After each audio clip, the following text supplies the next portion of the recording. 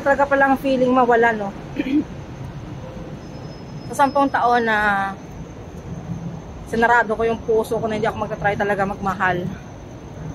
Actually, hindi naman ako nakaranas talaga na magmahal talaga. Yung makipagrelasyon, I mean. So, dahil syempre nakakapagod din na puro umpisa sa relasyon. So, after na mga failed relationship ko, guys. So, 10 years na yan, nag-try talaga ako magaling. Nag-try akong buksan ang puso ko sa isang taong binigyan ko ng chance na pumasok sa puso ko. So, yun na nga sa Silangga. So, nagkakilala kami sa Facebook hanggang sa naging kami, no? Hanggang sa palalim na palalim ang aming relasyon. Ang sa dumating din na sa paurong-urong sulong ako kasi hindi ko alam kung tama ba itong desisyon ko na binigyan ko siya ng chance para pumasok sa puso ko. So mga ganong factor, ang dami ba? Ang dami mga struggles din sa relationship talaga namin na hindi talaga siya biro. So ngayon, dumating sa point na parang gusto ko nang bumitaw, pero ayaw naman ang puso ko. So mga pagsubok na yan, napagdaanan, nalagpasan naman namin nilangga yan. So totoo lang. Kasi kahit ganyan ng roller coaster yung relationship namin, kaya ang tawag namin sa relasyon namin ay unique. Unique kasi nga, kahit nag-away bati kami yan, hindi kami naghihiwalay. So, hanggang sa dumating ang point na talagang ayaw ko na talaga, hanggang sa dumating na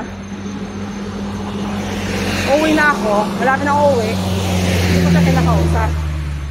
Pero, siya pa rin talaga ay naghahanap pa rin talaga ng paraan para makausap niya ako. Kung hindi man niya ako makausap, naghihintay lang siya na naghahanap siya na talagang pupunta pa rin siya talaga sa lugar ko sa Iloilo. So for short, nakita nga kami sa Iloilo.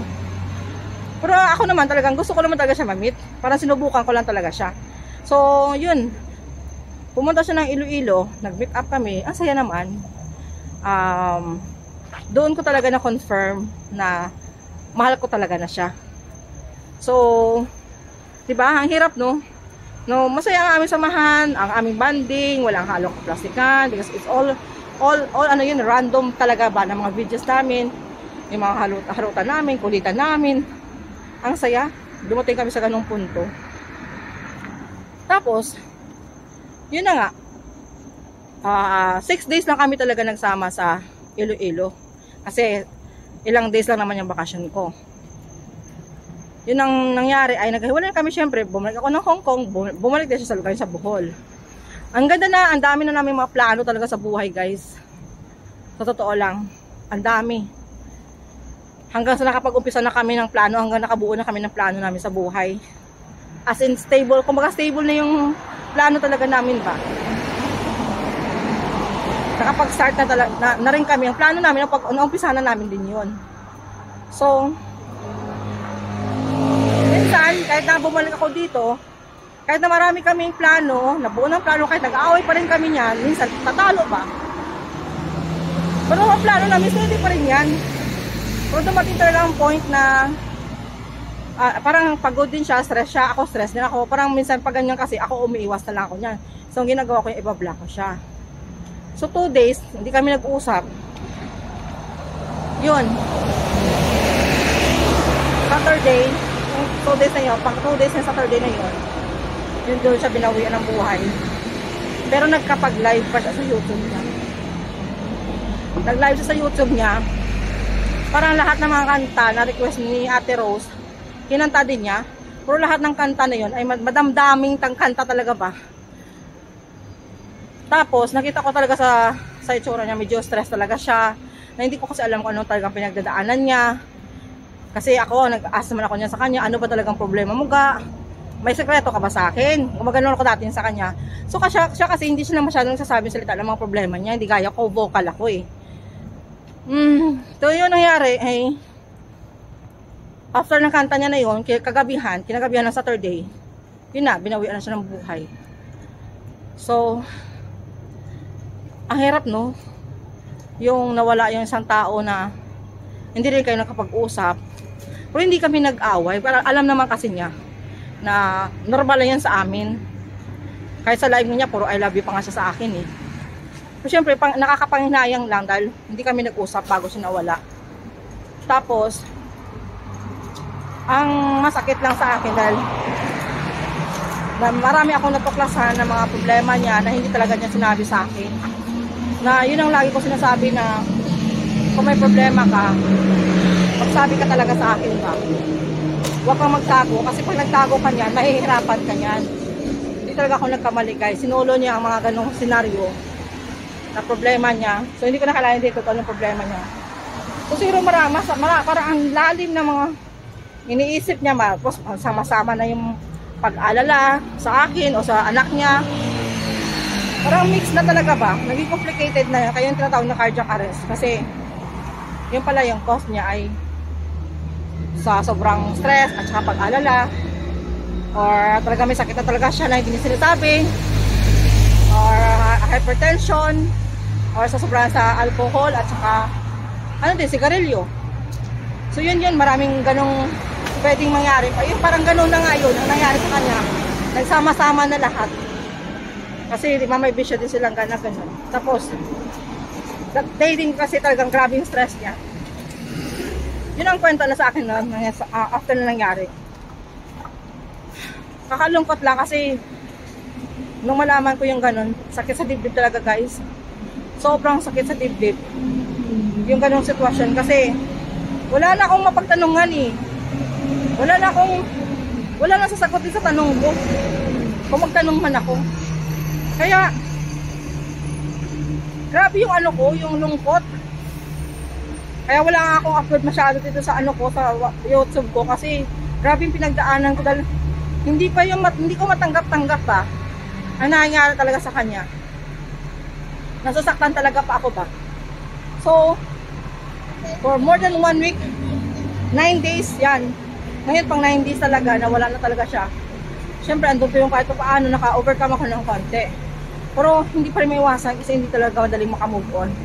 Kasi nga, isipin mo ba naman, kung saan ko binuksan ng puso ko sa loob ng 10 taon at natuto ako magmahal sa isang lalaki talaga na, natuto ako magmahal sa lalaki na walang buo ko sa minahal ba. Kung saan ako nagmahal ng totoo at naging seryoso talaga ako sa pagmamahal ko na yun at marami na kaming plano na hindi kasi ako mahilig makipagplano sa karelasyon. So, this is my first time ever na ganong plano sa karelasyon. So, yun ang nangyari sa kanya ay wala na nga. Wala na akong magagawa kasi doon na talaga magtatapos ang buhay niya. Tapos, masakit syempre. Sa katagal ng panahon, nagtry ako ulit makipagrelasyon. Tapos, ang matindi pa, nagmahal ka ng totoo. Nagmahal ka ng totoo. Tapos, yun pang nangyari sa kanya. Hindi madali, di ba? Hindi madaling hindi madaling tanggapin ang lahat. Sobrang sakit. Ngayon lang ako nag-record ng ganito kasi ayaw ko masyadong emotional ako sa video ko. Kasi para sa akin kasi alam niyo naman, good vibes na naman talagang video ko, reaction ako.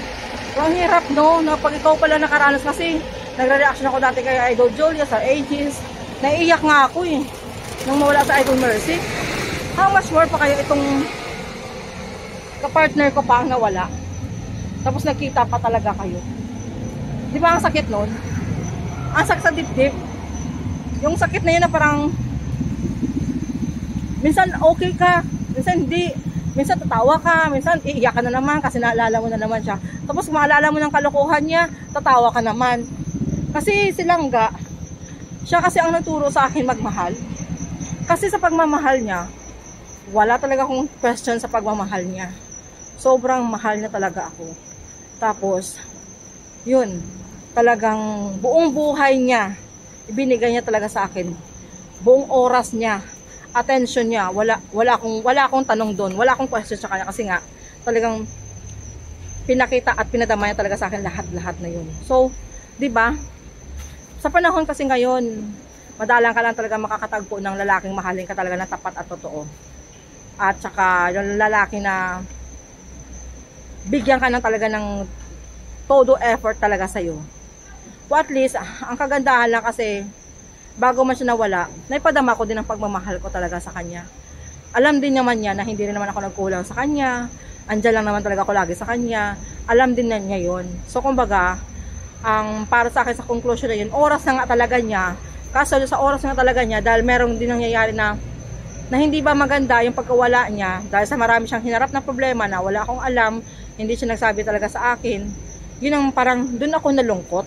Na parang wala akong nagawa kasi hindi kasi siya nag-share ng mga pinagdadaanan niya sa buhay.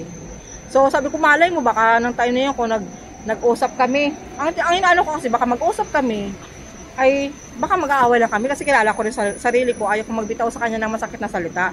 Kasi mula nung nakita kami talaga, hindi na ako basta-basta nagbitaw ng mga masasakit na salita kasi syempre ano na yung nakapag-adjust ako sa kanya dahil mahal ko na talaga siya. Yun ang iniisip ko. Yun ang kasi ang yung conclusion ko ba na hindi ko siya kausapin. Ang inaano ko kasi baka kasi kung makapagbitaw ako ng salita, yun ang nangyari sa kanya, di ba? Mas cargo di konsensya ko. Yun talaga guys Sa sobrang iwas ko naman talaga guys, akala ko makakabuti.